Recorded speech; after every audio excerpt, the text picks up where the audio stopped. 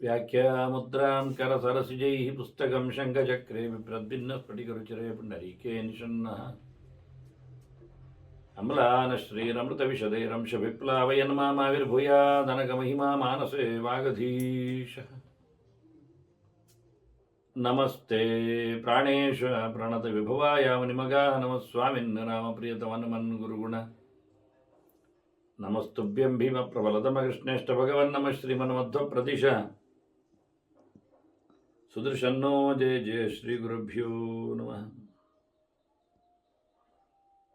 ನಾರಾಯಣಂ ಸುರಗುರುಂ ಜಗದೇಕನಾಥಂ ಭಕ್ತಪ್ರಿಯಂ ಸಕಲಲೋಕ ನಮಸ್ಕೃತಂಚ ತ್ರೈಗುಣ್ಯವರ್ಜಿತಮಜಂ ವಿಭುಮಾದ್ಯಮೀಶ ಮಂದೇ ಭವಗ್ರಂ ಅಮರಾಸುರಸಿದ್ಧವಂದ್ಯಂ ನಾರಾಯಣಂ ನಮಸ್ಕೃತ್ಯ ನರಂಚೈವ ನರೋತ್ತಮಂ ದೇವೀಂ ಸರಸ್ವತೀಂ ವ್ಯಾಸಂ ತತೋ ಜಯಮುದೀರಯೇ. ವೇದವ್ಯಾಸರ ಮಹಾಭಾರತದ ಚಿಂತಕರಿಗೆ ವಂದನೆಗಳು. ಶಾಂತಿ ಪರ್ವದ 222ನೆಯ ಪ್ರವಚನ. ಆಪದ್ಧರ್ಮಗಳ ಬಗ್ಗೆ ಭೀಷ್ಮರು ಧರ್ಮರಾಜನಿಗೆ ತಿಳಿಸಿ ಹೇಳುತ್ತಾ ಅನೇಕ ತಪ್ಪಿನಲ್ಲಿ ಆದ ಪ್ರಾಯಶ್ಚಿತ್ತಗಳ ಬಗ್ಗೆ ಅಲ್ಲಲ್ಲಿನ ಕೆಲವು ಮಾತುಗಳನ್ನು ಹೇಳುತ್ತಾ ಬಂದರು. ಅನೇಕ ವಿಚಾರದ ಕೆಲವು ಪ್ರಾಯಶ್ಚಿತ್ತಗಳ ಕ್ರಮ. ಕಾಲೇ ಚತುರ್ಥೇ ಭುಂಜಾನ ಬ್ರಹ್ಮಚಾರಿ ವ್ರತೀ ಭವೇತ್, ಸ್ಥಾನಾಸನಾಭ್ಯಾಂ ವಿಹರೇತ್, ತ್ರಿರಣ್ಣ ಅಭ್ಯುಪಯನ್ನಪಃ. 4ನೆಯ ಸಮಯದಲ್ಲಿ ಊಟ ಮಾಡುವುದು. ನಾನು ಈ ಹಿಂದೆ ನಿಮಗೆ ಊಟದ ಹೊತ್ತಿನ ಬಗ್ಗೆ ಮಾತಾಡಿದ್ದೇನೆ. ಪ್ರತಿನಿತ್ಯ 2 ಊಟ ಲೆಕ್ಕ. ಹಾಗಾಗಿ 4ನೆಯ ಹೊತ್ತಿನ ಊಟ ಅಂದರೆ 2ನೇ ದಿನದ ರಾತ್ರಿ ಊಟ ಅಂತ ಅರ್ಥ. ಹಾಗೆ 2 ದಿನಕ್ಕೊಮ್ಮೆ ರಾತ್ರಿ ಊಟ ಮಾಡ್ತಾ ಬರುವುದು ಎನ್ನುವುದು ಒಂದು ಪ್ರಾಯಶ್ಚಿತ್ತದ ಕ್ರಮ. ನಿತ್ಯ ಊಟ ಮಾಡುವುದಲ್ಲ.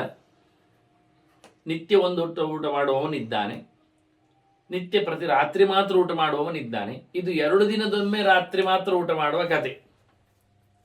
ಮತ್ತೆ ಮಾಮೂಲಿ ಉಂಟಲ್ಲ, ನೆಲದಲ್ಲಿ ಮಲಗುವುದು ಇತ್ಯಾದಿಗಳು, ಬಯಕೆಗಳನ್ನು ಬಿಟ್ಟಿರುವುದು, ಬ್ರಹ್ಮಚಾರಿಯಾಗಿರುವುದು, ಸತ್ಯಾದಿಗಳ ವ್ರತನಿಷ್ಠೆ, ಮತ್ತು ಇವನು ಇರುವುದು ಎಲ್ಲ ಪ್ರತ್ಯೇಕ. ಸ್ಥಾನಾಸನಾಭ್ಯಾಂ ವಿಹರೇತ್, ಯಾರೊಟ್ಟಿಗೆ ಇರಬಾರದು. ತಪ್ಪು ಮಾಡಿಕೊಂಡವ ಅವನು ಪ್ರತ್ಯೇಕವಾಗಿ ಇರ್ತಾನೆ, ಇರಿಸ್ಬೇಕು. ಅವನ ಯಾರು ಸೇರಬಾರದು ಅವನೊಟ್ಟಿಗೆ. ಬೇರೆಯೇ ಜಾಗ, ಬೇರೆಯೇ ಮನೆ, ಬೇರೆಯೇ ವ್ಯವಸ್ಥೆ. ಹೀಗೆ ಮತ್ತೆ 3 ದಿನ ನಿರಂತರವಾಗಿ, ಅಂದರೆ 3 ಹೊತ್ತು ನಿರಂತರ, 3 ದಿನ ಅಂತಲ್ಲ, 3 ಹೊತ್ತು ನಿರಂತರವಾಗಿ ಮುಳುಗಿ ಸ್ನಾನ ಮಾಡಬೇಕು. ಪ್ರತಿನಿತ್ಯ 3 ಹೊತ್ತು ಸ್ನಾನ, 4ನೇ ಹೊತ್ತು ಊಟ. ಆ ಲೆಕ್ಕದಲ್ಲಿ 3 ಹೊತ್ತು ಪ್ರತಿನಿತ್ಯದ್ದು ಊಟ. ದಿನಕ್ಕೆ 2 ಲೆಕ್ಕ. ಹಾಗಾಗಿ 4ನೇ ಊಟ 2ನೇ ದಿನದ ರಾತ್ರಿ ಊಟ. ಇಷ್ಟು ಮಾಡ್ತಾ ಬಂದರೆ ಇವನೊಂದು ಒಳ್ಳೆ ಪ್ರಾಯಶ್ಚಿತ್ತ ಮಾಡಿಕೊಂಡಾಗೆ. ಏವಮೇವ ನಿರಾಕರ್ತ ಎಷ್ಟು ಅಗ್ನಿನ್ ಅಪವಿದ್ಯತೆ. ಬೆಂಕಿಯನ್ನು ಹಾಳು ಮಾಡಿದವನಿಗೂ ಇದೇ ಪ್ರಾಯಶ್ಚಿತ್ತ. ಹಾಳು ಮಾಡುವುದು ಅಂದರೆ ಕೆಟ್ಟ ಪದಾರ್ಥ ಹಾಕುವುದು, ಅದನ್ನು ಕಾಲಲ್ಲಿ ನಂದಿಸುವುದು, ಇನ್ನಿತರ ವ್ಯವಸ್ಥೆಗಳು. ಆನಂತರ ಅಗ್ನಿಹೋತ್ರ ಮಾಡದಿರುವುದು, ಕೆಟ್ಟ ಅಗ್ನಿಗಳನ್ನು ಉಪಯೋಗಿಸಿಕೊಳ್ಳುವುದು, ಮತ್ತು ಕೆಲವೆಲ್ಲ ನಿರಾಕರಣೆ, ಶಾಸ್ತ್ರಗಳನ್ನು, ಧರ್ಮಗಳನ್ನು, ಪುಣ್ಯ ಪಾಪಗಳನ್ನು, ಇವನ್ನೆಲ್ಲ ಅತೀಂದ್ರಿಯ ಸಂಗತಿಗಳನ್ನು, ದೇವತೆಗಳನ್ನೆಲ್ಲ ನಿರಾಕರಣೆ ಮಾಡುವ ಧರ್ಮದ್ರೋಹಿ. ಅಗ್ನಿಯನ್ನು ಅಪಚಾರ ಮಾಡಿದವ. ಇಂತಹ ಪ್ರಾಯಶ್ಚಿತ್ತಗಳನ್ನೆಲ್ಲ ಮಾಡಲಿಕ್ಕೆ ಅವನು. ಮತ್ತು ಫ್ಯಾಮಿಲಿ ಕೆಲವು ಸಂಗತಿಗಳ ಬಗ್ಗೆ ಮಾತಾಡ್ತಾರೆ. ಗಂಡ ಹೆಂಡತಿಯ, ತಂದೆ ತಾಯಿಗಳ ವಿಷಯಗಳಲ್ಲೆಲ್ಲ ಕೌಟುಂಬಿಕವಾದ ಕೆಲವು ಮೌಲ್ಯಗಳ ಬಗ್ಗೆ, ಅದಕ್ಕೆ ಬೇಕಾಗಿರತಕ್ಕ ಪ್ರಾಯಶ್ಚಿತ್ತಗಳ ಬಗ್ಗೆ ಕೆಲವು ಮಾತುಗಳು ಬರ್ತವೆ. ತ್ಯಜತಿ ಅಕಾರಣೇಯಶ್ಚ ಪಿತರಂ ಮಾತರಂ ಗುರುಂ ಪತಿತ ಸ್ಯಾತ್ ಸಗೌರವ್ಯ ಯಥಾ ಧರ್ಮೇಶು ನಿಶ್ಚಯ. ಧರ್ಮಶಾಸ್ತ್ರಗಳಲ್ಲಿ ಹೇಳಿರತಕ್ಕಂಥ ತೀರ್ಪಿನಂತೆ, ನಿಯಮದಂತೆ, ಕಡಾಕಡಿಯಾದ ವಾಕ್ಯದಂತೆ ಯಾರು ನಿಜವಾಗಿ ಒಳ್ಳೆಯವರನ್ನಾಗಿರುವ ತಂದೆ ತಾಯಿಗಳನ್ನು, ಗುರುಗಳನ್ನು ಬಿಡುತ್ತಾನೆ, ಕಾರಣ ಇಲ್ಲದೆ, ಯೋಗ್ಯವಾದ ಕಾರಣ ಇಲ್ಲದೆ ಅವರನ್ನೆಲ್ಲ ಹೊರಗೆ ಹಾಕುವ, ಅವರನ್ನು ಒಪ್ಪಿಕೊಳ್ಳದವ, ಅವರ ಸಂಪರ್ಕವನ್ನು ಬಿಟ್ಟವ, ಅವನು ನಿಜವಾಗಿ ಪತಿತ. ನಿಜವಾಗಿ ಹಾಳು ಮನುಷ್ಯವನೇ ವಾಸ್ತವವಾಗಿ. ಅಂದರೆ ಯಾರಿಗೆಲ್ಲ ಇಂಥವರ ಜೊತೆಯಲ್ಲಿದ್ದರೆ, ವರ್ಷಗಟ್ಟಲಿದ್ದರೆ ಅವರಿಗೂ ಪಾಪ ಬರ್ತದೆ ಎನ್ನುವುದನ್ನು ಹಿಂದೆ ಹೇಳಿದ್ದಾರೆ ಭೀಷ್ಮ. ಬೀಳುವಿಕೆಗೆ ದೊಡ್ಡ ಸಂಗತಿ ಬೇಕಾಗಿಲ್ಲ. ತಮ್ಮವರನ್ನೇ, ಒಳ್ಳೆಯವರನ್ನೇ ಕಾರಣ ಇಲ್ಲದೆ ಸುಮ್ಮನೆ ಅವರನ್ನು ಹೊರಗೆ ಹಾಕಿ ಬಿಡುವಂಥದ್ದು, ಒಪ್ಪಿಕೊಳ್ಳದೆ ಅವರನ್ನು ಪರಿತ್ಯಾಗ ಮಾಡುವಂಥದ್ದು. ಗ್ರಾಸ ಆಚ್ಛಾದನ ಯಾನಂಚ ಶಯನಂ ಆಸನಂತತ ಬ್ರಹ್ಮಚಾರಿ ದ್ವಿಜೇಭ್ಯಸ್ತು ದತ್ವ ಪಾಪಾತ್ ಪ್ರಮುಚ್ಯತೆ. ಕೆಲವು ಪಾಪಗಳಿಗೆಲ್ಲ ದಾನ ಮಾಡಲಿಕ್ಕೆ ಉಂಟು. ಅನ್ನದಾನ ಬಹಳ ಪ್ರಶಸ್ತವಾದದ್ದು. ತುಂಬ ಕೊಡಬೇಕು ಅಂತೇನು, ಒಂಚೂರು ಆದರೂ ಊಟ ಹಾಕಲಿಕ್ಕೆ, ಮತ್ತು ಬಟ್ಟೆ ಕೊಡುವುದು ಅದು ದೊಡ್ಡ ವಿಷಯ. ಹಾಗೆ ವಾಹನ ಕೊಡಲಿಕ್ಕೂ ಬರ್ತದೆ ಒಂದು ದೃಷ್ಟಿಯಿಂದ. ಮತ್ತು ನೋಡಿದರೆ ಹಾಸಿಗೆ ಕೊಡುವುದು, ಮಣೆ ಕೊಡುವುದು, ಇವೆಲ್ಲ ಪ್ರಮುಖವಾದಂಥ ಕೆಲವು ದಾನಗಳು. ಆಸನಕ್ಕೆ ಮಣೆ ಅಂದರೆ ಅಜಿನ ಮುಖ್ಯ ಆಸನ, ಬಟ್ಟೆಯೂ ಆಸನ ಆಗ್ತದೆ. ಹೀಗಾಗಿ ಒಬ್ಬ ವ್ರತ ನಿಯಮದಲ್ಲಿರುವವ, ಬ್ರಹ್ಮಚರ್ಯದಲ್ಲಿರುವವ ಪ್ರಾಯಶ್ಚಿತ್ತಕ್ಕಾಗಿ ದಾನ ಮಾಡುವ ಮೂಲಕವೂ ಬ್ರಾಹ್ಮಣರಿಗೆ, ತಿಳಿದವರಿಗೆ, ಜ್ಞಾನಿಗಳಿಗೆ ಕೊಡುವ ಮೂಲಕವೂ ಸಹ ಅವನು ತನ್ನ ಪಾಪಗಳಿಂದ ದೂರನಾಗ್ತಾನೆ. ಭಾರ್ಯಾಯಾಂ ವ್ಯಭಿಚಾರಿಣ್ಯಾಂ ನಿರುದ್ಧಾಯಾಂ ವಿಶೇಷತಃ ಯತ್ ಪುಂಸಃ ಪರದಾರೇಶು ತದೇನಾಂ ಚಾರಯೇತ್ ವ್ರತ. ಹೆಂಡತಿ ಒಂದೊಮ್ಮೆ ಹಾಳಾದರೆ, ಹೇಳಿಯೂ ತಡೆದರೂ ಹಾಳು ಮಾಡಿಕೊಂಡರೆ, ಅವಳು ಇನ್ನೊಬ್ಬರ ಜೊತೆಯಲ್ಲಿ ಸಂಪರ್ಕವನ್ನು ಸಾಧಿಸಿ ಬಿಟ್ಟರೆ ಅವಳಿಗೆ ಪ್ರಾಯಶ್ಚಿತ್ತ ಉಂಟು, ಪಾಪ ಬರ್ತದೆ.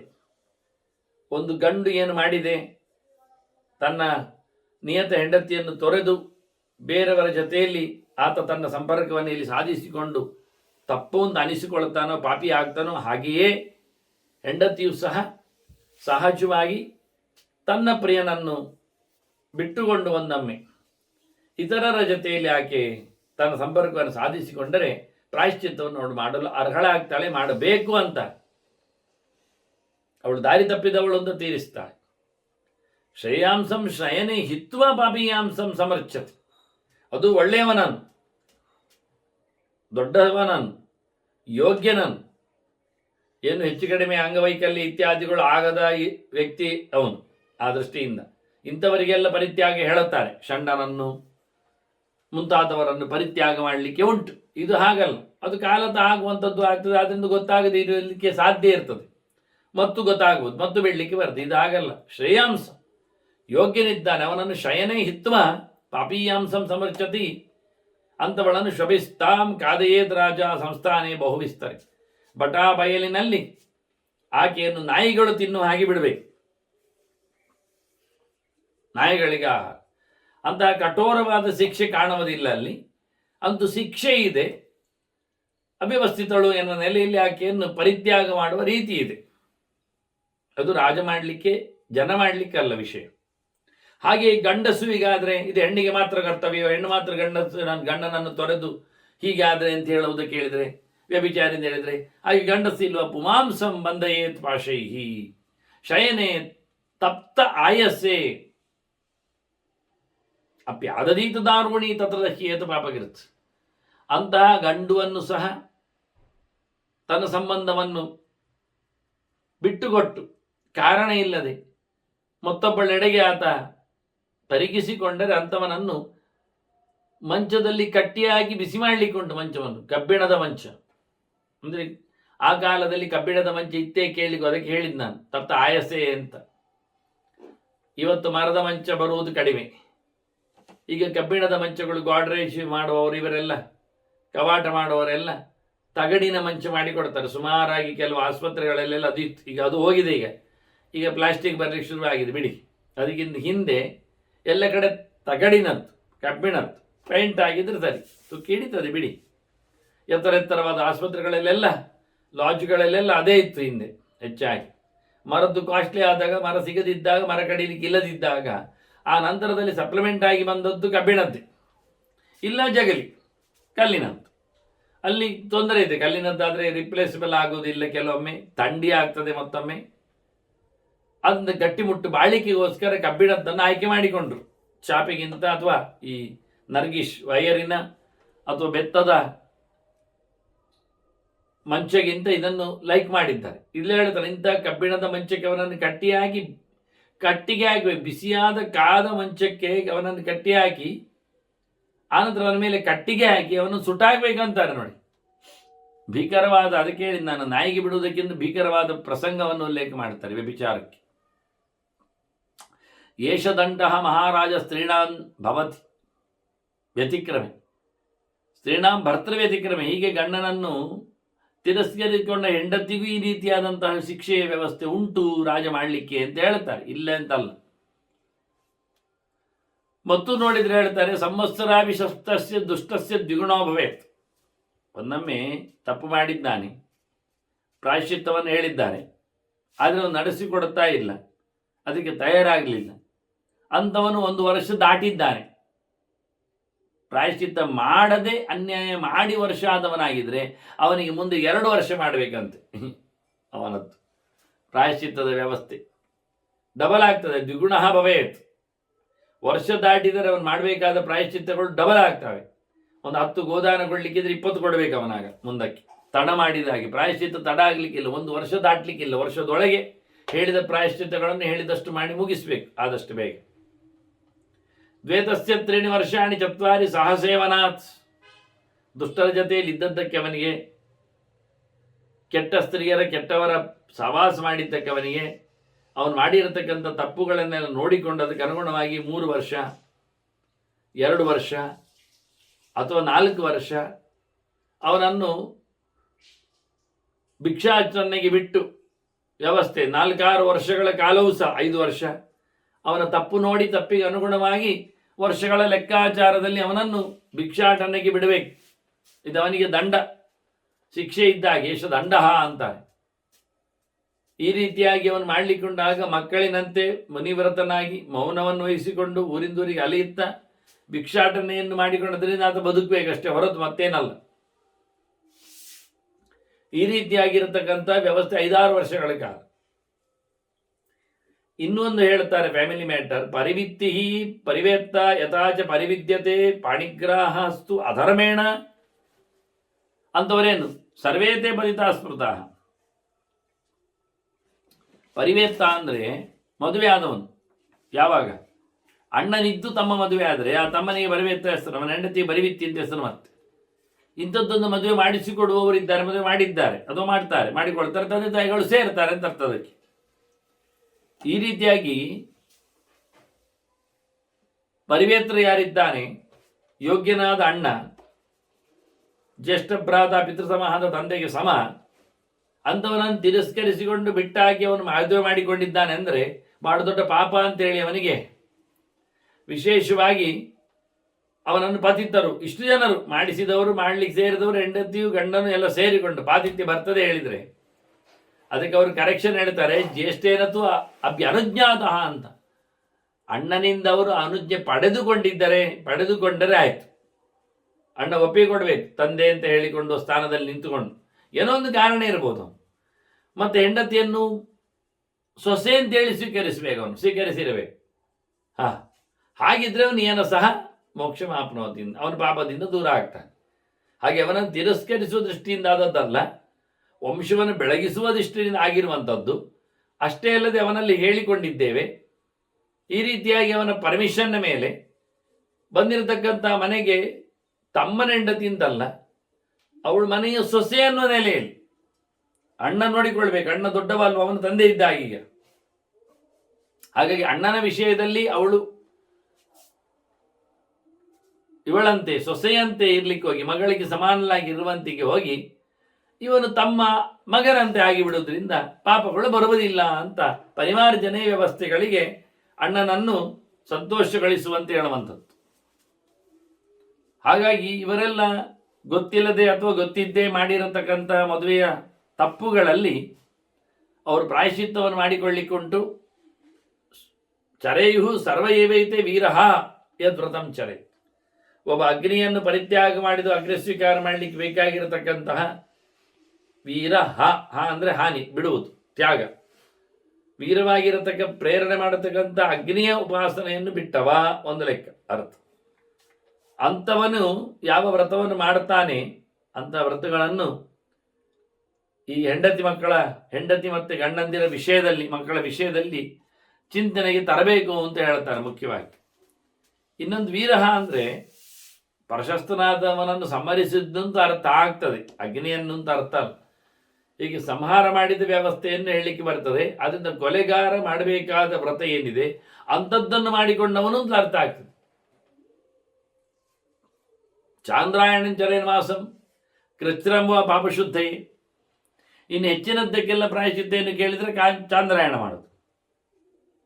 ಚಂದ್ರನ ನೆನಪಿನಲ್ಲಿ ಅವನ ಕಲೆಗಳು ವೃದ್ಧಿಸುವಂತೆ, ಪೂರ್ಣಿಮೆ ಬಂದಾಗ ಪೂರ್ಣ ಕಲೆ ಬರುವಂತೆ ಮತ್ತು ಪುನಃ ಹ್ರಾಸ ಆಗುವಂತೆ ಕಲೆಗಳು, ಅದಕ್ಕೆ ಅನುಗುಣವಾಗಿ ಆತ ತುತ್ತನ್ನು ತಿನ್ನಲಿಕ್ಕೆ. ನಿಜವಾಗಿ ಇವತ್ತು ಪ್ರಥಮ ದಿನ ತಿಥಿ ಆದರೆ ಒಂದು ತುತ್ತು, ಎರಡನೇ ತಿಥಿ ಆದ್ರಿಂದ ದ್ವಿತೀಯ ತಿಥಿ ಅಂದರೆ ಎರಡನೇ ತುತ್ತು. ಈಗ ತಿಥಿಗೆ ಅನುಗುಣವಾಗಿ 15ಕ್ಕೆ ಬಂದಾಗ ಹುಣ್ಣಿಮೆ ಬರ್ತದೆ, 15 ತುತ್ತು. ಮತ್ತೆ ಪುನಃ ಪಾಡ್ಯ ಬರ್ತದೆ ಕೃಷ್ಣ ಪಕ್ಷದ, ಆಗ 16 ತುತ್ತಲ್ಲ, ಒಂದು ಕಮ್ಮಿ, 15ಕ್ಕೆ 14, 12, 13 ಹೀಗೆ ಮಾಡ್ತಾ ಅಮಾವಾಸ್ಯೆಗೆ ಬಂದಾಗ 0 ಆಗ್ತದೆ ತುತ್ತು. ಅದನ್ನೇ ಮಾಡ್ಬೇಕು ಹೇಳಿದ್ದವರು. ಇದು ಚಾಂದ್ರಾಯಣ ಅಂತ. ಚಂದ್ರನ ಗತಿಯಲ್ಲಿ ಬರುವಂತೆ ಕಲಾ ಶೂನ್ಯತೆಯಂತೆ ಇವನು ಸಹ ತನ್ನ ದೇಹದಲ್ಲಿ ಶೂನ್ಯತೆಯನ್ನು ಮಾಡಿಕೊಂಡು ಬಂದು ಭಗವಂತನಿಗೆ ಇಷ್ಟನಾಗ್ಲಿಕ್ಕೆ ಆಗ್ತದೆ ಅಂತ ಹೇಳ್ತಾರೆ. ಚಾಂದ್ರಾಯಣ ಚರೇನ ಮಾಸಂ, ಇದು ಒಂದು ತಿಂಗಳು, ಒಂದು ಕೋರ್ಸ್ ಅಂದ್ರೆ ಒಂದು ತಿಂಗಳೇ. ಕೃಚ್ಛ್ರಂಬ ಪಾಪಶುದ್ಧ, ಇಲ್ಲಾದ್ರೆ ಕೃಚ್ಛ್ರ ಪ್ರಾಯಶ್ಚಿತ್ತ ಮಾಡಲಿಕ್ಕೆ ಅದು ಬಹಳ ಕಷ್ಟ. ಅದನ್ನಾದ್ರೂ ಮಾಡಿ. ಕೃಚ್ಛ್ರ, ಅತಿ ಕೃಚ್ಛ್ರ ಎಲ್ಲ ಉಂಟು. ಇನ್ನೊಂದು ಮುಖದಿಂದ ತಲೆಯನ್ನು ಅಲ್ಲ, ದೇಹವನ್ನು ದಂಡಿಸುವ ವಿಧಾನವನ್ನು ಉಲ್ಲೇಖ ಮಾಡ್ತಾರೆ. ಆ ದೃಷ್ಟಿಯಿಂದ ಕೃಚ್ಛ್ರ ಚಾಂದ್ರಾಯಣಾದಿಗಳು, ಚಾಂದ್ರಾಯಣದಲ್ಲಿ ಕೃಚ್ಛ್ರ ಚಾಂದ್ರಾಯಣ ಇದೆ, ತಪ್ತ ಚಾಂದ್ರಾಯಣ ಅಂತ ಇದೆ, ಅತಿಕೃಚ್ಛ್ರ ಚಾಂದ್ರಾಯಣ ಅಂತಿದೆ. ಈ ರೀತಿಯಾಗಿ ತಿನ್ನೋದ್ರಲ್ಲಿ ತಿಂಗಳು ಗಟ್ಟಲೆ, ಒಂದು ಸರ್ತಿ ಮಾತ್ರ ಅಲ್ಲ, ಇಂಥದ್ದು 10-12 ತಿಂಗಳುಗಳ ವರ್ಷದವರೆಗೆ ಮಾಡಲಿಕ್ಕೆಲ್ಲ ಇರ್ತದೆ. ಒಟ್ಟು ಏನೋ ಸಹ ಮೋಕ್ಷ ಮಾಪ್ನೋತಿ, ಪಾಪದಿಂದ ದೂರ ಆಗಲಿಕ್ಕೆ ಅಣ್ಣನ ಅನುಗ್ರಹ, ಅಣ್ಣನ ಮಾತು, ಅಣ್ಣನ ವಿಶೇಷವಾದ ಕಾಳಜಿ ಬೇಕು. ಅವನನ್ನು ತಿರಸ್ಕರಿಸಿ ಅಲ್ಲ ಅಂತ ಹೇಳುವುದು ಕೇಳಿತ್ತು. ಮತ್ತು ಒಂದು ಭೀಷ್ಮನ ಮಾತು ಹೇಳ್ತಾನೆ, ಅಧಿಷ್ಠಾತಾರವತ್ತಾರಂ ಪಶೂನಾಂ ಪುರುಷಂ ವಿದು. ಮನುಷ್ಯ ಪ್ರಾಣಿಗಳ ಮೇಲೆ ಹೊರಟ್ರೆ ಅವನು ಆ ಪ್ರಾಣಿಯನ್ನು ತಿಂದ ಅಂತ ಅರ್ಥ ಅಂತ ಹೇಳ್ತಾನೆ. ಹಿಂಸೆ ಆಗುತ್ತದೆ, ತಿನ್ನಲಿಕ್ಕೆ ಸಮ ಅಂತ ಅರ್ಥ, ತಿಂದ ಅಂದಲೇ ಅರ್ಥ. ಹೀಗೆಲ್ಲ ಕುದುರೆ ಮೇಲೆಲ್ಲ ಓಡುವವರಿದ್ದಾರೆ, ಒಂಟೆ ಮೇಲೆ ಎಲ್ಲ ಕೂತ್ಕೊಳ್ತಾರೆ. ಹಾಗಾಗಿ ಪ್ರಾಣಿಗಳ ಮೇಲೆ ಒಂದೊಮ್ಮೆ ಏರಿ ಕುಳಿತರೆ, ಸಾಗಿದರೆ, ಸುಮ್ಮನೆ ಫ್ಯಾಷನಿಗಾಗಲ್ಲ, ಸರ್ಕಸ್ಸಿನಲ್ಲಿ ಕೂತಾಗಲ್ಲ, ಆನೆ ಮೇಲೆ ಎಲ್ಲ, ಅದನ್ನು ವಾಹನವನ್ನಾಗಿ ಬಳಸಿಕೊಂಡರೆ, ಅದರಲ್ಲಿಯೂ ಸಹ ಧನವನ್ನು, ಎತ್ತನ್ನು ಮುಖ್ಯವಾಗಿ ತನ್ನ ವಾಹನನನ್ನಾಗಿ ಗಾಡಿಯನ್ನು ಎಳೆಯುವುದಾಗಿ ಒಂದೊಮ್ಮೆ ಮಾಡಿಕೊಂಡರೆ ಅಂತಹ ಶಕ್ತಿಗಳನ್ನು, ಅದರಿಂದ ಇವನಿಗೆ ತೊಂದರೆ ಬರ್ತದೆ. ಮುಖ್ಯವಾಗಿ ಯಾನದ ಮೇಲೆ ಕುಳಿತು ಯಾರೂ ತಿರುಗಲಿಕ್ಕಿಲ್ಲ. ವಾಹನದ ಮೇಲೆ ವಾಹನ ಎಳ್ಕೊಂಡು ಹೋಗ್ತದೆ ಎನ್ನುವುದೊಂದು ಸತ್ಯ, ಪದಾರ್ಥಗಳಿಗೆ ಮುಖ್ಯವಾಗಿ ಇನ್ವೆನ್ಷನ್ ಆದದ್ದು. ಈಗ ಮನುಷ್ಯನದರಲ್ಲಿ ಕೂತು ಹೋಗುವುದಾದರೆ ಅಧಿಷ್ಠಾತಾರಂ ಅತ್ತಾರಂ ಪಶೂನಾಂ ಪುರುಷಂ ಇದು. ಅವನು ತಿಂದ ಅಂತ ಅರ್ಥ. ದನ ಕಟ್ಟಿದ ಗಾಡಿಯಲ್ಲಿ, ಬೋರಿ ಗಾಡಿಯಲ್ಲಿ, ಬುಲಕ್ ಕಾರ್ಟಲ್ಲಿ ಆತ ಹೋದರೆ ದನವನ್ನು ತಿಂದವ ಅಂತ ಅರ್ಥ. ಅವ ಹೋಗುವ, ಅವನ ಹೊಟ್ಟೆಯೊಳಗೆ ಅದು ಸಂಸ್ಕಾರ ಆಗಿಬಿಟ್ಟಿದೆ. ಹಾಗೆಲ್ಲ ಪಶುಗಳ ಭಕ್ಷಕನಾಗಿ ಬಿಡುತ್ತಾನೆ. ನಿಜವಾಗಿ ಹೀಗೆ ಮಾಡಿದವನು ತನ್ನ ಕೆಲಸವನ್ನು ತಾನು ಸರಿ ಮಾಡದಿದ್ದರೆ, ವೇದ ಪಶವೈರಿತ ಶಾಂತಿ ಸಂಸಾಧನಾತ್ ಪಾಂತಿ ಸಂಸಾಧನಾತ್. ಪಶು ಅಂದರೆ ವೇದ, ಶಾ ಅಂದರೆ ಸುಖ, ಸುಖವನ್ನು ಕೊಟ್ಟು ನಮ್ಮನ್ನು ರಕ್ಷಣೆ ಮಾಡೋದ್ರಿಂದ ವೇದವನ್ನು ಪಶು ಅಂತ ಕರೀತಾರೆ. ಯಜಮಾನಸ್ಯ ಪಶುವನ್ನು ಬಾಗಿ ಅಂತ ಪ್ರಾರ್ಥನೆ ಬರ್ತದೆ. ಯಜಮಾನ ವರ್ಗದವರ ಪಶುಗಳನ್ನು ರಕ್ಷಿಸಿರಿ ಅಂತ. ಪಶುಗಳು ಅಂದರೆ ಹಟ್ಟಿಯಲ್ಲಿರ್ತಕ್ಕ ದನಗಳೇನು ಸತ್ಯ, ಕದ್ದೊಯ್ತಾರೆ ಎನ್ನುವುದಷ್ಟೇ ಸತ್ಯ, ರಕ್ಷಣೆ ಮಾಡೋದು ಬೇಕು. ಅದರೊಟ್ಟಿಗೆ ವೇದದ ಚಿಂತನೆ ತಲೆಯಲ್ಲಿ ಉಳಿಯುವ ಹಾಗೆ ಮಾಡುವಂಥದ್ದು ಬೇಕಲ್ಲಿ. ಅದರಿಂದ ಪಶುಗಳ ವಾಹನವನ್ನು ಮಾಡಿಕೊಂಡು ಹೋದವ ಆಯಾ ಪಶುಗಳನ್ನು ತಿನ್ನುವ ಮಾಂತರ್ಥವನು ನಾನ್ ವೆಜ್ ಆಗಿಬಿಡುತ್ತಾನೆ. ಪರಿದಾಯ ಊರ್ಧ್ವ ಬಹುಲಂ ಪಾತ್ರಮಾದಾಯ ಮೃಣಮಯಂ ಚರೇತ್ ಸಪ್ತ ಸ್ಮರನ್ ಭೈಕ್ಷ್ಯಂ ಸಪ್ತ ಗೃಹಾನ್ ಭೈಕ್ಷ್ಯಂ ಸ್ವಕರ್ಮ ಪರಿಕೀರ್ತಯನ್. ಕೆಲವು ಪ್ರಾಯಶ್ಚಿತ್ತಗಳಿಗೆ ಅವನು ಬೇಡಿ ತಿನ್ನಬೇಕು, ಮನೆಯಲ್ಲಿದ್ದದ್ದೆಲ್ಲ ಖಾಲಿ ಮಾಡಿಕೊಳ್ಳಬೇಕು, ಬೀದಿಯಲ್ಲಿ ತಿರುಗಾಡುವಾಗ ಬಾಯಿ ಬಿಟ್ಟು ಹೇಳಬೇಕು, ನಾನು ಇಂತಹ ಮೋಸಗಾರ, ಅನ್ಯಾಯ ಮಾಡಿದ್ದೇನೆ, ತಪ್ಪು ಮಾಡಿದ್ದೇನೆ, ಸುಳ್ಳುಗಾರ ಎಲ್ಲ ಹೇಳಬೇಕು. ಅವನ ಪರಿಚಯವನ್ನು ಮಾಡಿಸಿಕೊಡಬೇಕು ಒಂದು ದೃಷ್ಟಿಯಿಂದ ಹೋಗುವಲ್ಲಿ ಎಲ್ಲ. 7 ಮನೆಯಲ್ಲಿ ಭಿಕ್ಷೆ ಬೇಡಬಹುದು ಅವನಷ್ಟೇ. ಬಹಳಷ್ಟು ದುಡ್ಡುಗಳನ್ನೆಲ್ಲ ದಾನ ಮಾಡಬೇಕು. ತಪ್ಪು ಮಾಡಿದವ ಕೈಯಲ್ಲಿ ದುಡ್ಡೆಲ್ಲ ಇಟ್ಕೊಳ್ಳಿಕ್ಕಿಲ್ಲ, ಮತ್ತೆ ಮಣ್ಣಿನ ಪಾತ್ರ ತಗೊಂಡು ಹೋಗ್ಲಿಕ್ಕೆ, ಭಿಕ್ಷೆ ಬೇಡಲಿಕ್ಕೆ, 5 ಮನೆಗಿಂತ ಆಚೆಗೆ 7 ಮನೆಗಿಂತ ಆಚೆಗೆ ಹೇಳಲಿಕ್ಕೂ ಇಲ್ಲ, ಅಷ್ಟರಲ್ಲಿ ತೃಪ್ತನಾಗಬೇಕು ಪ್ರತಿನಿತ್ಯ. ಈ ರೀತಿಯಾಗಿ ತನ್ನ ತಪ್ಪನ್ನು ಹೇಳಿಕೊಂಡು ಹೋಗ್ಬೇಕು, ಮತ್ತೆ ಮಾಡಿದ್ದು ಹೀಗಾಗಿದೆ ಅಂತ ಹೇಳಿಕೊಂಡು. ಇಂಥದ್ದು ಒಂದು ಮುಖ್ಯವಾದಂತಹ ಕೆಲವು ಪ್ರಾಯಶ್ಚಿತ್ತಗಳು. ಮತ್ತೆ ತಥೈವ ಮಲಭೋಜಿ ಸ್ಯಾತ್ ದ್ವಾದಶಾಹಾತ್ ಸಶುದ್ಧತೆ, 12 ದಿನ ಸೆಗಣಿ ದಿನವೇ ಗೋಮೂತ್ರಾದಿಗಳ ಪಂಚಗವ್ಯ ತೆಗೆಯುವ ಹಾಗೆ ಗೋಮಯದ ಭಕ್ಷಣೆ ಮತ್ತೇನು ತಿನ್ನಲಿಕ್ಕಿಲ್ಲ, ಮತ್ತೆ ಅದನ್ನಷ್ಟೇ ತಿಂದು ಇಡಲಿಕ್ಕೆ 12 ದಿನ ಇರುವ ಮೂಲಕ ಆತ ಬಹಳ ದೊಡ್ಡ ಪಾಪಗಳಿಂದೆಲ್ಲ ಮೋಕ್ಷವನ್ನು ಪಡಿತಾನೆ. ಚರೆಯ ಸಂವತ್ಸರಂಚಾಪಿ ತದ್ವ್ರತಂ ಏನ ಕೃಂತತಿ, 1 ವರ್ಷ ಮಾಡಿದ್ರಂತೂ ಭಾರಿ ಚಂದ ಅಂತಾರೆ. ಪಾಪಗಳ ಪರಿಹಾರ ಆಗಲಿಕ್ಕೆ ವರ್ಷ ದಿನವೇ ಸಾಕು, ವರ್ಷ ಇರಲಿ, ತಿಂಗಳಿಗೆ ವರ್ಷಕ್ಕೆ ಎಲ್ಲ ಹೋದ್ರೆ ಮುಂದೋದ್ರೆ ದಿನದಿಂದ ಮುಂದಕ್ಕೆ ಹೋದ್ರೆ ಭಾರಿ ಒಳ್ಳೆಯ ಸಂಗತಿ ಅಂತ.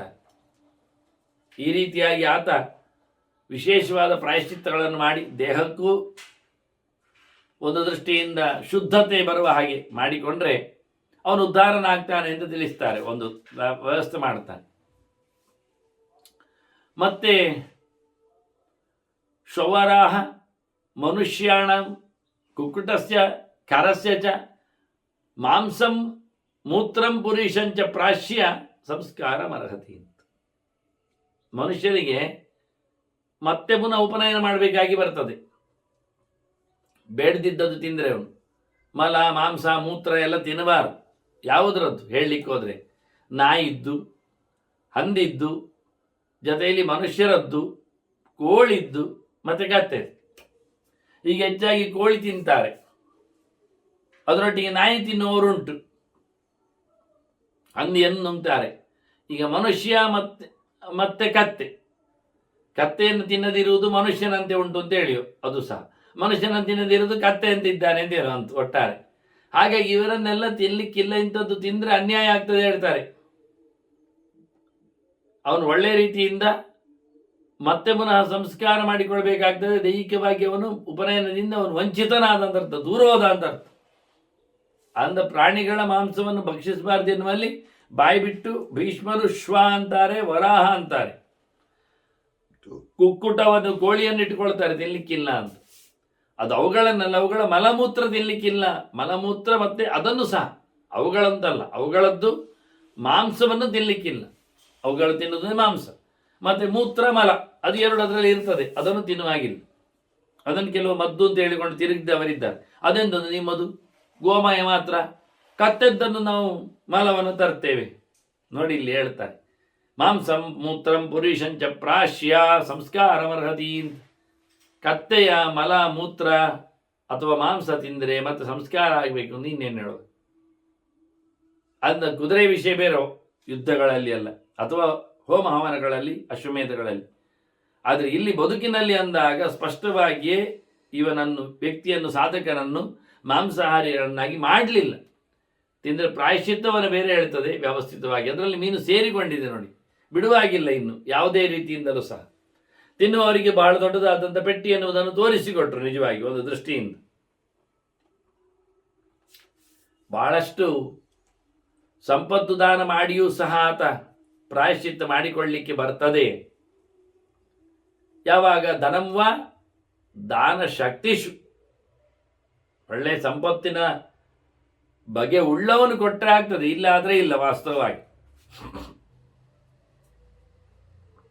ಸಂಪತ್ತು ಮಾತ್ರ ಅಲ್ಲ, ಅನಾಸ್ತಿಕೇಶು ಗೋಮೂತ್ರಂ ದಾನಮೇಕಂ ಪ್ರಚಕ್ಷತೆ, ಅನಾಸ್ತಿಕೇಶು ಗೋ ಮಾತ್ರಂ ಮಾಸಮೇಕಂ ದಾನಮೇಕಂ ಪ್ರಚಕ್ಷತೆ.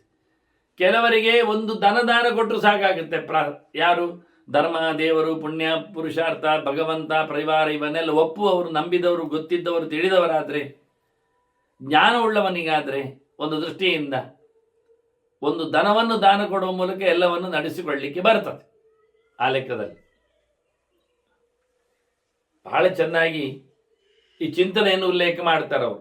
ಚಾಂದ್ರಾಯಣಾದಿ ಮಾಡಲಿಕ್ಕೆ ಆಗದೇ ಇದ್ದವರಿಗೆಲ್ಲ, ಆಗದೇ ಇದ್ದವರಿಗೆ ಅಂತಲ್ಲ, ಒಂದು ದೃಷ್ಟಿಯಿಂದ ಜ್ಞಾನದ ಎಚ್ಚರ ಪಡೆದವರು ಎನ್ನುವ ಅರ್ಥವೇ ಮುಖ್ಯ ಇಲ್ಲಿ ಅರ್ಥ, ಮುಖ್ಯವಾಗಿ. ಹೀಗೆ ಒಂದು ದೃಷ್ಟಿಯಿಂದ ಚರೇ ಸಂವತ್ಸರಂಚಾಪಿ ತದ್ವೃತಂ ಏನ ಕೃಂತತ್ ಪಾಪ ಹೋಗುವವರೆಗೆ 1 ವರ್ಷದ ದೊಡ್ಡ ಮಟ್ಟದ ಕೆಲವು ಪ್ರಾಯಶ್ಚಿತ್ತಗಳನ್ನು ಮಾಡಿಕೊಳ್ಳಲಿಕ್ಕೆ ಬರ್ತದೆ, ಮಾಡಬೇಕಾಗ್ತದೆ. ಪ್ರಧಾನವಾಗಿ ಬ್ರಾಹ್ಮಣಸ್ತು ಸುರಾಪಸ್ಯ ಗಂಧಮಾಗ್ರಾಯ ಸೋಮಪಃ. ಇಲ್ಲಿ ಒಂದು ಸುರಾಪಾನದಲ್ಲಿ ಬರತಕ್ಕಂಥ ಒಂದು ತೊಂದರೆಗಳ ಬಗ್ಗೆ ಮಾತಾಡ್ತಾರೆ. ಎಲ್ಲಕ್ಕಿಂತ ಮಿಗಿಲಾದದ್ದು ಹೆಂಡದ ಕತೆ ಪ್ರಧಾನವಾದಂತಹ. ಯಾಕೆಂದರೆ ಇಲ್ಲಿ ದ್ವೇಷಾದಿಗಳ ಪ್ರವೇಶ ಇಲ್ಲ. ಈಗ ಬ್ರಹ್ಮಹತ್ಯೆ ಅದು ಸರಿ, ಸ್ವರ್ಣಸ್ಥೆಯ ಅದು ಸರಿ. ಸರಿ ಅಂದರೆ ದ್ವೇಷದಿಂದ ರಾಗದಿಂದ. ಕಳ್ಳು ಕುಡಿಯುವುದು ಎಂತ ಕರ್ಮಕ್ಕೆ? ಇಲ್ಲೆಂತ ದ್ವೇಷ ಉಂಟು? ಏನು ಕತೆ ಆಗುತ್ತೆ ಇತಿ? ಅಥವಾ ಕಳ್ಳತನ ಮಾಡಿದಾಗೆ ಕದ್ದಾಗಿ ಲಾಭ ಎಂತ ಉಂಟು? ಕುಡಿದ್ರೆ ಖಾಲಿ ಆಗುದಲ್ವಾ? ಲಾಭ ಏನು ಬರ್ತದೆ? ಅಂದ ಅತ್ಯಂತ ಹೇಯವಾಗಿ ಸುರಾಪಾನವನ್ನು ಉಲ್ಲೇಖ ಮಾಡ್ತಾರೆ. ನಾನು ಅದನ್ನು ವಿಶೇಷ ಚಿಂತನೆಯಲ್ಲಿ ಸಂಧ್ಯಾ ಸಮೀಕ್ಷೆಯಲ್ಲಿ 1-2 ಕಡೆಯಲ್ಲಿ ಬರೆದಿದ್ದೇನೆ. ಬೇರೆ ಮುಖ್ಯವಾಗಿ ದೇವತೆಗಳು ಬೇಕೆಂದಲೇ ಕಳ್ಳನ್ನು ಸೃಷ್ಟಿ ಮಾಡಿ ಮನುಷ್ಯ ಲೋಕದಲ್ಲಿ ಬಿಟ್ಟದ್ದು. ಅದು ವೈರಲ್ ಒಂದು ದೃಷ್ಟಿಯಿಂದ. ಮನುಷ್ಯನು ಹಾಳು ಮಾಡಿದ ಕತೆ ಅದು. ಮಾಸ್ ಎಲ್ಲರನ್ನು ಒಂದು ಕಡೆಯಲ್ಲಿ ಸೇರಿಸಲಿಕ್ಕೆ ಇರತಕ್ಕಂಥ ಉಪಾಯ ಅದು ನಿಜವಾಗಿ ಕಳ್ಳಿನ ಸೃಷ್ಟಿ ಅಂತ ಹೇಳ್ತಾರೆ. ಅದರ ಕಥೆಯ ಬಗ್ಗೆ ಬರೆದಿದ್ದೇನೆ ನಾನು. ಅದನ್ನು ಇವರು ಹೇಳ್ತಾರೆ, ಕುಡಿಯುವುದು ಬಿಡಿ, ಒಬ್ಬ ಕುಡಿದವನ ಸಹವಾಸ ಮಾಡಿದ್ರೂ ದೊಡ್ಡ ತಪ್ಪು ಅಂತ ಹೇಳಿ ಆಯ್ತಲ್ಲ, ಅವನು ಅವನಾಗಿ ಆಗ್ತಾನೆ ಅಂತ ಕೆಲವು ಸಮಯ ಇದ್ದು ಬಿಟ್ರು. ಇಲ್ಲಿ ಅಷ್ಟು ಮಾತ್ರ ಅಲ್ಲ, ಕಳ್ಳು ಕುಡಿದವನ ವಾಸನೆ ಕೇಳಿದ್ರೂ ಪಾಪಿ ಆಗ್ತಾನಂತೆ. ಯಾಕೆ? ಅವನು ಸೋಮಪಾನಾರ್ಹ ಅಲ್ವಾ? ಯಜ್ಞಯಾಗ ಮಾಡಿ ಆಹುತಿ ಕೊಟ್ಟು ಅದರ ಪ್ರಸಾದವನ್ನು ಸ್ವೀಕಾರ ಮಾಡುವ ಯೋಗ್ಯತೆ ಉಳ್ಳವ ಹೋಗಿ ಹೋಗಿ ಸೋಮಬಳ್ಳಿಯ ಸೋಮಪಾನದ ಪರಿಮಳವನ್ನು ತಗೊಳ್ಳೋ ಬದಲಿಗೆ ಈಗ ಹೆಂಡದ ಕಳ್ಳಿನ ಪರಿಮಳವನ್ನು ತಗೊಳ್ತಾ ಇದ್ದಾನಲ್ಲ, ವಾಸನೆಯನ್ನವ. ಹಾಗಾದ್ರೆ ಎಷ್ಟು ದೂರ್ತ ಆಗಲಿಲ್ಲವ, ಯೋಗ್ಯ ಹೇಗಾಗ್ತಾನೆ ಅವನಾದ್ರಿಂದ. ಅಪಹಾತ್ರ್ಯಹಂ ಪಿಬೇತ್ ಉಷ್ಣ, 3 ದಿನ ಬಿಸಿ ನೀರು ಕುಡಿಬೇಕು ಅಷ್ಟೇ, ಊಟ ಮಾಡಲಿಕ್ಕಿಲ್ಲ. ಮತ್ತೆ ತ್ರಹಮುಷ್ಣಂ ಪಿಬೇತ್ ಪಯ ಪಿಬೇತ್, ಆನಂತರ 3 ದಿನ ಬಿಸಿ ಹಾಲನ್ನು ಕುಡಿಲಿಕ್ಕೆ. ಇದು ತಪ್ತರ ಕೃಚ್ಛರ ಆಚರಣೆ ಅಂತ ಅರ್ಥ, ಬಿಸಿಯಾದ್ದು ಅಂತ ಅರ್ಥ. ಇನ್ನು ಥಂಡಿಯಾಗಿ ಅದನ್ನು ಚಪ್ಪೆಯಾಗಿ ತಿನ್ನಲಿಕ್ಕೂ ಉಂಟು, ಅದು ಇನ್ನೊಂದು ಬಗೆಯ ಪ್ರಾಯಶ್ಚಿತ್ತ ವಾಸ್ತವವಾಗಿ. ಅದನ್ನು 3 ದಿನ ನೀರು ಕುಡಿಲಿಕ್ಕೆ ಮತ್ತೇನಲ್ಲ ಬಿಸಿ ಬಿಸಿ ನೀರು, ಮತ್ತೆ 3 ದಿನ ಬಿಸಿ ಬಿಸಿಯಾಗಿರತಕ್ಕಂಥ ನೀರಲ್ಲ, ವಾಸ್ತವವಾಗಿ ಹಾಲು. ತೊಂದರೆ ಎಲ್ಲ ಹೇಳ್ಬೋದು, ತಿಂದು ನೋಡಿ. ಎಷ್ಟು ಬೇಕಾದ್ರೆ ಕುಡಿಬೋದ ಕೇಳಿದ್ರಿ ಯಾರು? ಕುಡಿಬೋದಪ್ಪ, ಹಾಲಿರಲಿ ಮಾಡಿ ಅಂತ. ಮತ್ತೆ ತ್ರಹಂ ಘೃತಂ ಪೀತ್ವ, ಮತ್ತೆ 3 ದಿನ ತುಪ್ಪ ತಿನ್ನಬೇಕು, ತುಪ್ಪ ಕುಡಿಬೇಕು. ಅದೆಷ್ಟು ಕುಡಿತೀನಿ ನಿಮಗೆ ಬಿಟ್ಟ. ಆ ನಂತರ 3 ದಿನ ವಾಯುಭಕ್ಷ ಭವೇತ್ರಹಂ, ಮತ್ತೆ 3 ದಿನ ಗಾಳಿ ಮಾತ್ರ ತಗೊಳ್ಳಿಕ್ಕೆ. ವಿಷಯ ಇಷ್ಟೇ, ನೀರು, ಹಾಲು, ತುಪ್ಪ, ಅದರ ಆಚೆಗೆ ಏನಿಲ್ಲ. ಗಾಳಿ ಮಾತ್ರ ತಿಂದುಕೊಂಡು ಒಂದು 100 ದಿನ, ಅಲ್ಲಿಗೆ 3, 4, 12 ದಿನ ಆಗ್ತದೆ. ಇದು ಒಂದು ವಿಶೇಷವಾದಂತಹ ಮುಖ್ಯವಾದಂತಹ ಒಂದು ವ್ಯವಸ್ಥಿತವಾದಂತಹ ಪ್ರಾಯಶ್ಚಿತ್ತ ಆಗಿದೆ ಮಾಡಲಿಕ್ಕಿರುವಂಥದ್ದು. ಬ್ರಾಹ್ಮಣಸ್ಯ ವಿಶೇಷೇಣ ತತ್ವಜ್ಞಾನೇನ ಜಾಯತೆ. ಇನ್ನೂ ಒಂದು ಮುಂದೋಗಿ ಭೀಷ್ಮರು ಹೇಳ್ತಾರೆ, ತಿಳಿದವನಿಗೆ ತಿಳಿವೇ ಒಂದು ದೊಡ್ಡದಾಗಿರತಕ್ಕ ಪ್ರಾಯಶ್ಚಿತ್ತ. ಜ್ಞಾನಾಗ್ನಿ ಸರ್ವಕರ್ಮಾಣಿ ಭಸ್ಮಸಾತ್ ಕುರುತೆ ಅರ್ಜುನ ಅಂತ ಕೃಷ್ಣನಿಗೆ ಅರ್ಜುನನ ಮೇಲಿನ ಭರವಸೆಯಿಂದ ಭಕ್ತಿಯ ಹಿನ್ನೆಲೆಯಲ್ಲಿ ಜ್ಞಾನದ ಮಹಾತ್ಮೆಯನ್ನು ಸ್ಪಷ್ಟವಾಗಿ ಹೇಳ್ತಾನೆ. ತಿಳಿದವನಿಗೆ ಎಂದು ಅಳಿವು ಇಲ್ಲ. ತಿಳುವಳಿಕೆ ಅವನು ಮಾಡಿರತಕ್ಕಂಥ ಕರ್ಮ ಪ್ರಪಂಚದ ರಾಶಿಗಳನ್ನೇ ಬೆಂಕಿ ಅಂದರೆ ಸುಟ್ಟಾಗ್ತದೆ ಅಂತ. ತಿಳಿದವ ದೇವರಿಗೆ ಭಾರಿ ಇಷ್ಟ ಅಂತ ದೇವರು ಒಂದು ಕಡೆ ಹೇಳಿಬಿಟ್ಟಿದ್ದಾನೆ. ಅದನ್ನು ಇಟ್ಟುಕೊಳ್ಳಿಕ್ಕೆ ಉಂಟು ಆ ದೃಷ್ಟಿಯಿಂದ ನೋಡಲಿಕ್ಕೆ ಹೋದ್ರೆ. ಹೀಗಾಗಿ ಬಹಳ ಜೋರಾಗಿ ಸುರಾಪಾನಕ್ಕೆ ಹೇಳಿರತಕ್ಕಂಥ ಪ್ರಾಯಶ್ಚಿತ್ತ ಅದು ಸ್ವಲ್ಪ 12 ದಿನದಲ್ಲಿ ಕೊನೆಗೆ 3 ದಿನದಲ್ಲಿ ಗಾಳಿ ಮಾತ್ರ, ಅಂದರೆ ಉಪವಾಸ ಅಂತ ಅರ್ಥ ಆಯ್ತು. ಹಾಗಾಗಿ ಕಠೋರವಾದ ಪ್ರಾಯಶ್ಚಿತ್ತವನ್ನು ದೈಹಿಕವಾಗಿ ಹೇಳುವಾಗ ಮಾನಸಿಕವಾಗಿ ಭಗವಂತನ ಎಚ್ಚರ, ಜ್ಞಾನ, ತಪ, ಅನುಷ್ಠಾನ, ಚಿಂತನೆ ಇದರ ಮಾರ್ಗದಲ್ಲಿಯೂ ಪ್ರಾಯಶ್ಚಿತ್ತ ಇದೆ ಎನ್ನುವುದನ್ನು ಭೀಷ್ಮರಲ್ಲಿ ಹೇಳುವಾಗ ಕೊನೆಯ ಒಂದು ಸಣ್ಣ ಗೆರೆಯಲ್ಲಿ ಹೇಳಿ ಓಡ್ತಾರೆ ಅವರು. ವಾಸ್ತವವಾಗಿ ಬ್ರಾಹ್ಮಣಸ್ಯ ವಿಶೇಷೇನ ತತ್ವಜ್ಞಾನೇನ ಮುಚ್ಯತೆ ಅಂತ ಹೇಳಿಕೊಳ್ಳುವ ಮೂಲಕ. ಆದರೆ ಅವರ ಮಾತುಗಳನ್ನೇ ಮುದ್ರಣದಲ್ಲಿ ಬದಲಿಸಿಬಿಟ್ರೆ ನಮಗೆ ತತ್ವಜ್ಞಾನದ ಎಲ್ಲಿ ಬರ್ತದೆ? ಎಷ್ಟೆಲ್ಲ ದೊಡ್ಡ ಪ್ರಾಯಶ್ಚಿತ್ತಗಳು, ಕರ್ಮಕಾಂಡಗಳು ಯಜ್ಞಗಳು ಅದಕ್ಕೆ ಸಂಬಂಧಪಟ್ಟ ಕಥೆಗಳು ಎಲ್ಲ ಬಂದರೆ, ದ್ರವ್ಯಗಳ ಚಿಂತನೆ ಮಾಡಿದರೆ, ಅದನ್ನು ಯಾವಾಗ ಎಲ್ಲಿ ಹೇಗೆ ಮಾಡುವುದು ಎನ್ನುವುದನ್ನು ಅರ್ಥ ಮಾಡಿಕೊಳ್ಳದೇ ಇದ್ದರೆ ಮಾಡಿ ಏನು ಪ್ರಯೋಜನ ಆಗ್ತದೆ. ಅದರಿಂದ ಜ್ಞಾನ ಅತ್ಯಂತ ಪ್ರಶಸ್ತವಾದದ್ದು. ಆದರೂ ಕೇಳಲಿಕ್ಕೋಸ್ಕರ ಕೆಲವು ಹೇಳಿದ್ದಕ್ಕೆ ಪ್ರಾಯಶ್ಚಿತ್ತಗಳನ್ನು ಭೀಷ್ಮನು ನಾನು ಹೇಳುತ್ತೇನೆ, ಎರಡೆರಡು ಸರ್ತಿ ಹೇಳ್ತೇನೆ, ನಾನು ಹೇಳುತ್ತೇನೆ, ಉತ್ತರವನ್ನು ತಿಳಿಸಿಕೊಡುತ್ತೇನೆ ಅಂತಂದರೆ ಪ್ರಾಯಶ್ಚಿತ್ತ ಮಾಡಲಿಕ್ಕೆ ಅಧಿಕಾರ ಇದೆ, ಎಲ್ಲರೂ ಸೇರಿಕೊಂಡಾಗ ಮಾಡುವಂಥದ್ದು ಅನ್ನುವ ಅರ್ಥದ ಜೊತೆಯಲ್ಲಿ ಪ್ರಧಾನವಾದಂತಹ ಸುರಾಪಾನವನ್ನು ಖಂಡಿತ ಮಾಡಲಿಕ್ಕಿಲ್ಲ ಎನ್ನುವುದನ್ನು ತೋರಿಸಲಿಕ್ಕೆ ಪ್ರತ್ಯೇಕವಾಗಿರತಕ್ಕಂತಹ ಚಿಂತನೆಯನ್ನು ಬೇರೆ ಕೊಟ್ಟಿದ್ದಾನೆ. ಹೀಗೆ ಅನೇಕ ವಿಷಯಗಳಲ್ಲಿನ ಪ್ರಾಯಶ್ಚಿತ್ತಗಳನ್ನು ಹೇಳುತ್ತಾ ಮುಖ್ಯವಾಗಿ ತಿಳಿದವನಿಗೆ ಪ್ರಾಯಶ್ಚಿತ್ತ, ಅದರಲ್ಲಿಯೂ ತಿಳಿದು ತಪ್ಪು ಮಾಡಿದ್ದಕ್ಕೆ ಮಾಡಲೇಕೊಳ್ಬೇಕಾದ್ದು, ಗೊತ್ತಾಗದೆ ಮಾಡಿದ್ದಕ್ಕೆ ಕೆಲವು ದಿನಗಳವರೆಗಿನ ರಿಯಾಯಿತಿ ಇರ್ತದೆ. ಹಾಗಾಗಿ ಆದಷ್ಟು ತಡ ಮಾಡಿಕೊಳ್ಳದೆ ಮಾಡತಕ್ಕಂಥ ಕರ್ಮಾಂಗಗಳು ಅದು ಜ್ಞಾನಪೂರ್ವಕವಾಗಿ ನೆರವೇರಿದಾಗ ಅದು ಪ್ರಾಯಶ್ಚಿತ್ತ ಆಗಿ ಮತ್ತೆ ಅದು ಮಾಡದಂತೆ ಸಿನ್ ಅಂದರೆ ತಪ್ಪು ವಾಸ್ತವವಾಗಿ ಎಷ್ಟು ಪಾಪವನ್ನು ಹೋಗ್ಲಿಕ್ಕಾಗ್ತದೋ ಅಷ್ಟು ಸಮಯದವರೆಗೆ ಕೆಲವೊಮ್ಮೆ ಅಂದರೆ ಗಾಢವಾಗಿ ಪಾಪ ಪ್ರಜ್ಞೆ ಇರ್ತದೆ ಮನಸ್ಸಿನಲ್ಲಿ. ಅಷ್ಟು ಸಮಯದವರೆಗೆ ಅವನು ವ್ರತ್ಯನಿಷ್ಠನಾಗಿ ತಾನೇ ಚೌಕಟ್ಟು ಹಾಕಿಕೊಂಡು ಬೇಕಾಬಿಟ್ಟು ತಿನ್ನುವಂತಿಲ್ಲ, ತಿರುಗುವಂತಿಲ್ಲ, ಪಡೆಯುವಂತಿಲ್ಲ, ಬ್ರಹ್ಮಚಾರಿ ಅಂದರೆ ನೆಲದಲ್ಲಿ ಮಲಗಲಿಕ್ಕಿರುವಂಥದ್ದು, ಕೆಳಗೆ ಮಂಚದಲ್ಲಿ ಅಲ್ಲ, ಈ ರೀತಿಯಾಗಿ ಕಠೋರವಾದ ವ್ರತಗಳಿಂದ ಮಾಡಿದಾಗ ಮಾತ್ರವೇ ಇದಕ್ಕೆ ಅರ್ಥ ಬರ್ತದೆ. ಮುಖ್ಯವಾಗಿ ಭಾಗವತ ಹೇಳುವಾಗ ಪ್ರಾಯಶ್ಚಿತ್ತದ್ದು ಸರ್ವೇಶಾಂ ಹರಿಸಂಸ್ಮರಣಂ ಪರಂ ಅಂತ ಗಟ್ಟಿಮುಟ್ಟಿನ ಉತ್ತಮವಾಗಿರತಕ್ಕಂಥ ಭಗವಂತನ ನಿನ್ನ ಪೂರ್ಣವಾದ ಎಚ್ಚರದ ಸ್ಮರಣೆ, ನೆನಪು, ಧ್ಯಾನ, ಯೋಚನೆ, ಅದಲ್ಲದೆ ಇನ್ಯಾವುದೂ ಅಲ್ಲ ಪ್ರಾಯಶ್ಚಿತ್ತಕ್ಕೆ ಅಂತ ಪಡಿಸಿದ್ದಾರೆ. ಅದನ್ನೆಲ್ಲ ಮಧ್ಯದಲ್ಲಿ ಬಂದಾಗೆಲ್ಲ ಹೇಳಿಕೊಂಡಾಗ ಅದಕ್ಕೆ ಅನುಗುಣವಾದಂತಹ ಚಿತ್ರಣವನ್ನು ನಾವು ಯೋಚನೆ ಮಾಡಿಕೊಂಡ್ರೆ ಮತ್ತವನ್ನು ಯಥಾಪ್ರಕಾರ ಭಗವಂತನ ವೈಷ್ಣವತ್ವದ ಧರ್ಮದ ಅನುಸಂಧಾನಕ್ಕೆ ಅವಕಾಶ ಬರುತ್ತದೆ. ಇನ್ನು ಮುಂದೆ ಕೆಲವು ಚಿಂತನೆಗಳನ್ನು ಮತ್ತು ಒಂದು ಕೆಲವು ಇತಿಹಾಸದ ಮಾಧ್ಯಮದಲ್ಲಿ ಭೀಷ್ಮರು ಧರ್ಮರಾಜನ ಹೇಳಲಿಕ್ಕಿದ್ದಾರೆ. ಮತ್ತೆ ಅದರ ಚಿಂತನೆ ನಡೆಸುವ ವಂದನೆಗಳೊಂದಿಗೆ ಶ್ರೀಕೃಷ್ಣ ನಾರಾಯಣ ನಾರಾಯಣ ನಾರಾಯಣ.